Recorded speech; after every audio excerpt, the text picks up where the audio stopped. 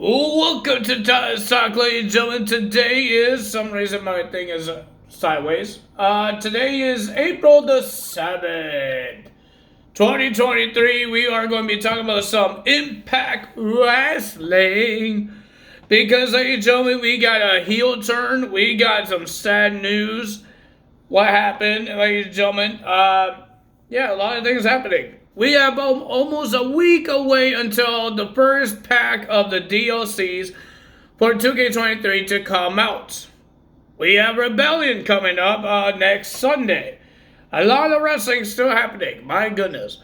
We already had WrestleMania weekend. Now we got Rebellion. It's not a weekend. It's on Sunday. But they're going to make it like a big pay-per-view because it's one of their big pay-per-views because it's on Impact Plus and it's on Sundays. It's not on Friday this time. Impact Plus pay-per-views are on Fridays and their main pay-per-views is on Sundays. We have a hockey player was in a match as well. Interesting. Well, ladies and gentlemen, we got a lot of matches that are happening at Rebellion. We got a X Division Championship match. We got the Knockouts Tag Team title on the lines. We might find out when we have a triple threat match for the Knockouts Championship if Miss Mickie James could wrestle because she's dealing with an injury. So next week we will find out if she could wrestle or she can't wrestle.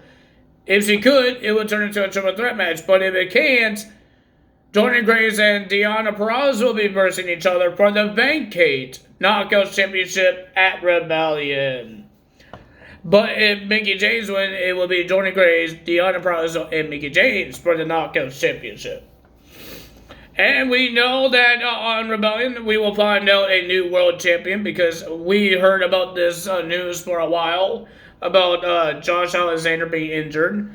But on last night on Impact Wrestling, he vacated the title. He finally vacated the championship because he didn't do that yet.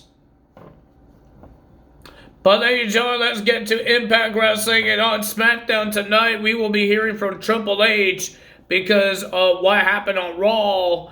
Vince McMahon was more involved.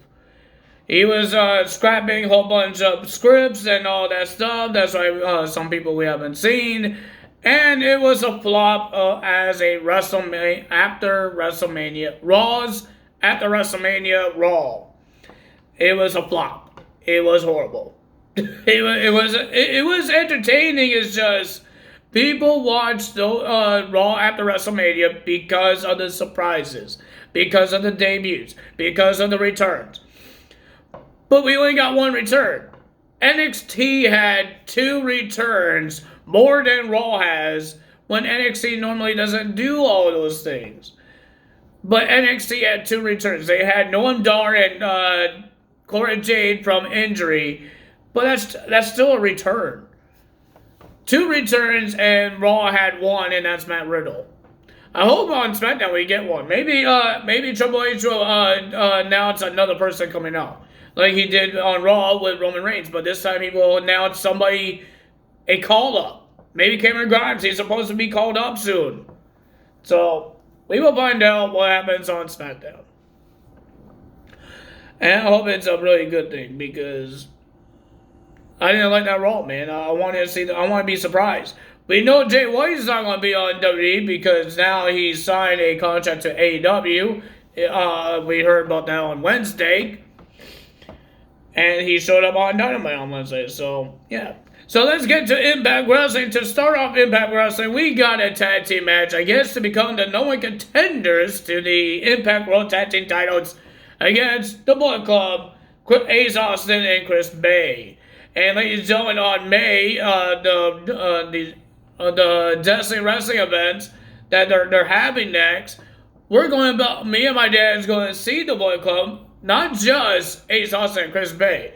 We're going to see El Fantasmo. I know I didn't say his name right. And we're going to see David Finlay. I've never seen this guy wrestle, man. I've never seen him wrestle. I see him wrestle on TV, but not live.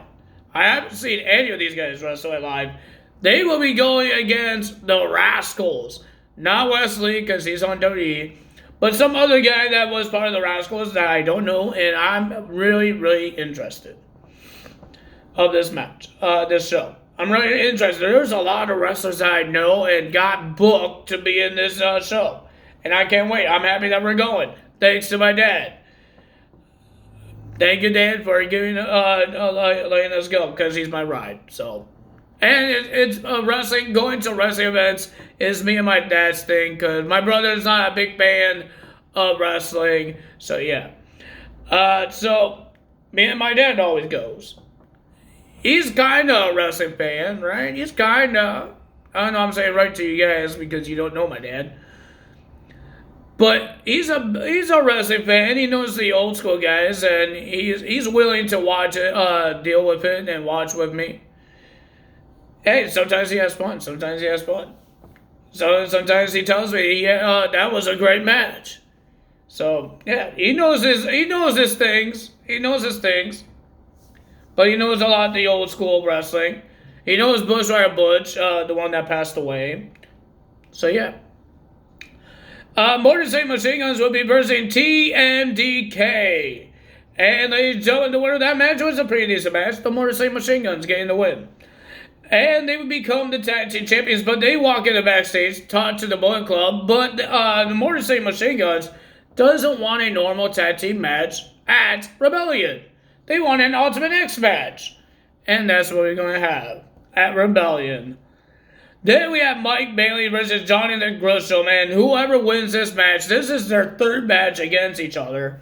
But whoever wins this match becomes the number one contender to verse the X Division champion, Trey Miguel. That's why he was on commentary.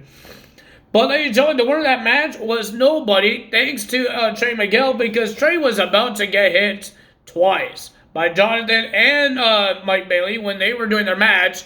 They almost accidentally hit the champion. So the champion got in the ring and attacked both guys, and then, ladies and gentlemen, nobody won. But Mike Bailey and Jonathan Gresham were talking to Santino, saying that they deserve a title shot. Trey Miguel says they don't deserve it because nobody won. But Mr. Santino Marella says it will be a triple threat match at Rebellion. But Trey Miguel opened his big mouth saying it's going to be because he beat 5 other guys in multi-universe, and he said it will be easy because there's less guys. So Santino said, how about we make it an elimination match? So that means Jonathan Gresham and Mike Bailey could work together, eliminate Trey Miguel, and then face each other when they get eliminate Trey Miguel. That's not good for Trey. And Dirty Dongo is trying to get some advice, give the young talents some 3-way advice, well, triple threat advice, and they got a little messed up in their head because he was talking about the match. But ladies and gentlemen, while the Jody Threat debuts, we saw in backstage that Santino Marella got attacked. Because the design told Callahan to do something about the authority. So the design attacked Santino Marella. But we had Jody Threat versus a jobber, and the winner of that match was Jody Threat. Then we had Scott D'Amore is talking to Santino Marella, and we're going to have a 6-man tag team match at Rebellion. It'll be Joe Hendry teams up with Dirty Dongo and the debuts in Impact Wrestling, Santino Marella. And they will be versing the design. I guess Callahan is not going to be in this match. It's going to be a 6-man tag team match. So that's going to be interesting. Santino Marella in a match. Interesting. Scott D'Amore made the match official.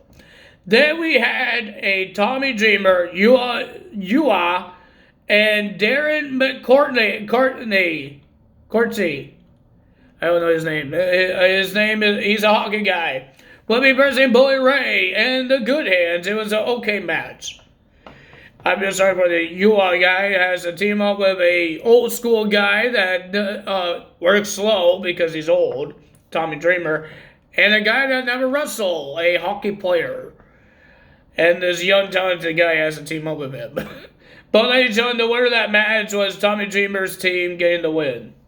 And then out of nowhere, you got Masha Slamovich and Kenny King attacking Tommy Dreamer and his team, and until Frankie Kazarian and Kelly came out to help him.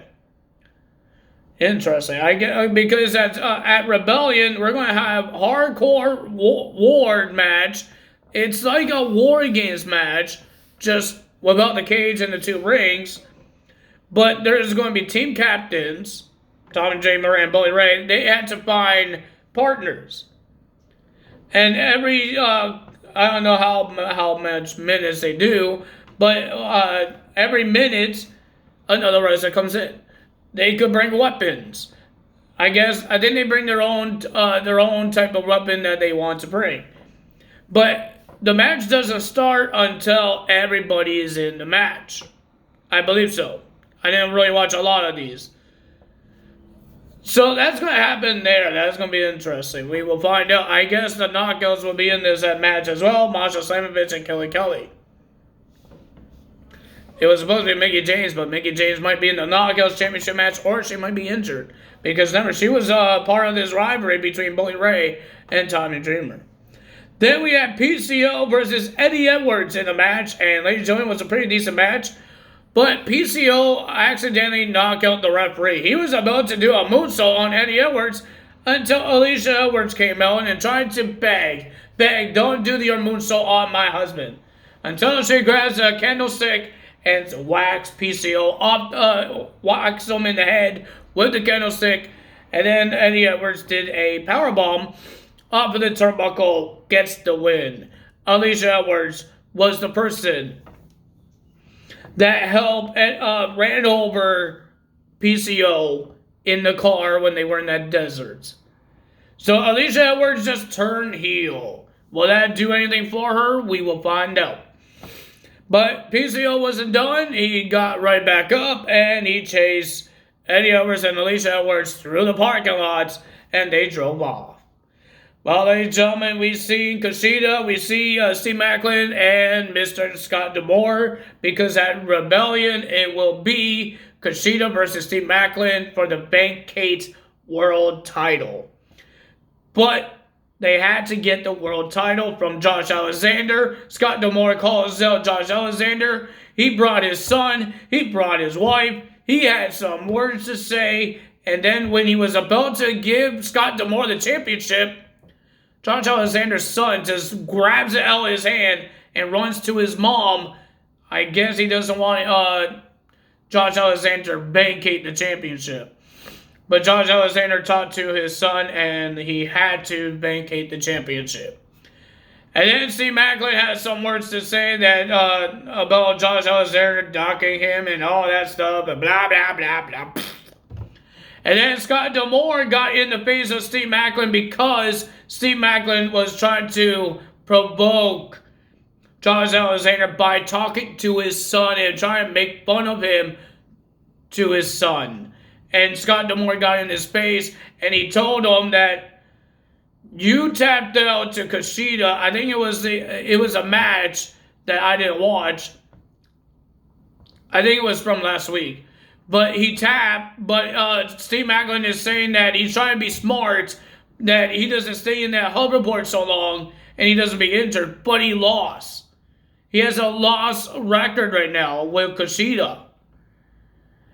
And then he has some words to Kushida, and he shoves Kushida, and Kushida did a hoverboard on him. So if you are talking about that you won't be in the hoverboard so long, but you will provoke Kushida to put the hoverboard on you before Rebellion. Where's the smart of your head?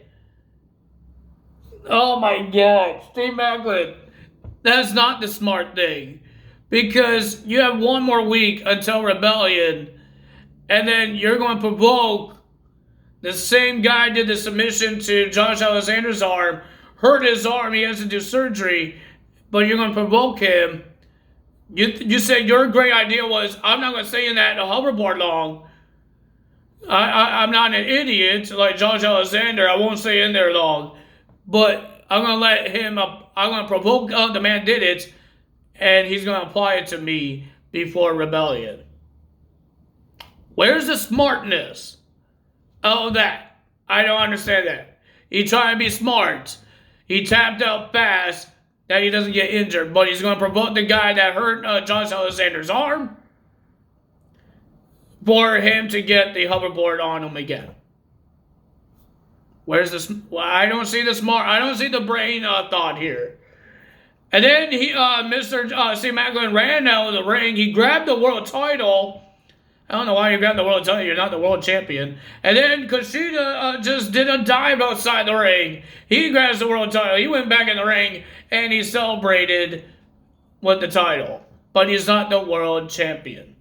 But if you guys enjoyed this video, hit the like button, leave a comment below, hit the subscribe button, hit that notification bell. If you guys are excited for Rebellion, put it in the comments.